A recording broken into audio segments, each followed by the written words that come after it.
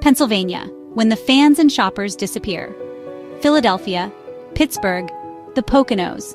Pennsylvania has always been one of the go-to destinations for Canadian tourists looking to mix history, sports, shopping, and mountain escapes, all within a single state. But imagine this. The Canadian license plates vanish from the parking lots of King of Prussia Mall.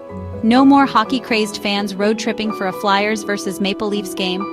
No more winter cabin rentals in the Poconos or brewery weekends in Lancaster.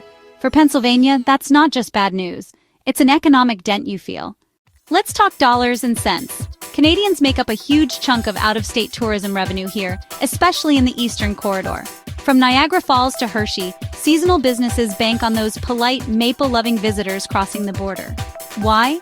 Because Canadians don't just come to sightsee, they come to spend. And they don't mess around.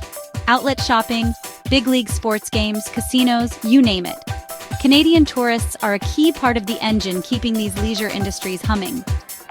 Take King of Prussia Mall, for example, one of the largest malls in the US. It's a pilgrimage site for shopaholics, and Canadians are regulars. Tour operators from Ontario even organize bus trips that drop off entire groups for the weekend. Without that influx, dozens of retailers, especially luxury and boutique brands, could see a sharp dip in foot traffic and sales. And let's not ignore sports tourism. When Canadian teams come to play in Pittsburgh or Philly, hotels fill up. Restaurants near the stadiums get packed. Tailgates get louder.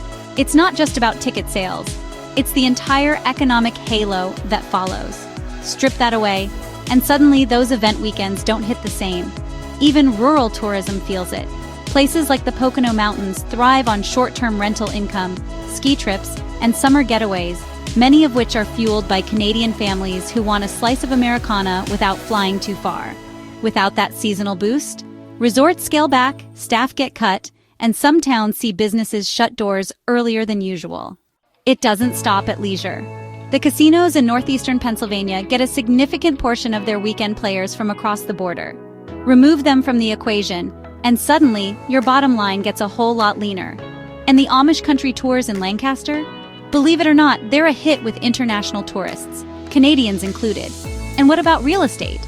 Property managers near the border, especially in upstate Pennsylvania, have long rented homes or cabins to Canadians looking for a tranquil vacation base. If those bookings vanish, even the housing market feels the burn. But here's where it gets trickier.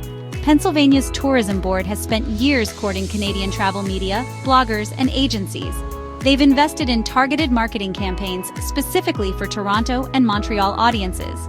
Pull the plug on that cross-border relationship, and you're not just losing visitors, you're wasting millions in ad dollars spent cultivating a loyal audience.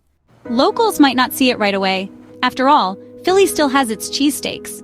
The Penguins are still skating, but take a stroll down the Reading Terminal Market with half the crowd gone, or look at hotel vacancy rates in Erie, and the story changes fast. So, what's the big lesson? For Pennsylvania, Canadian tourism isn't just a bonus. It's baked into the state's economic mix. And if those tourists suddenly said no thanks, the hit wouldn't just be felt in tourist hotspots. It would ripple out to jobs, taxes, and small business survival. But if you think Pennsylvania is sweating, just wait until we head to Illinois, where the city of Chicago thrives on international tourism.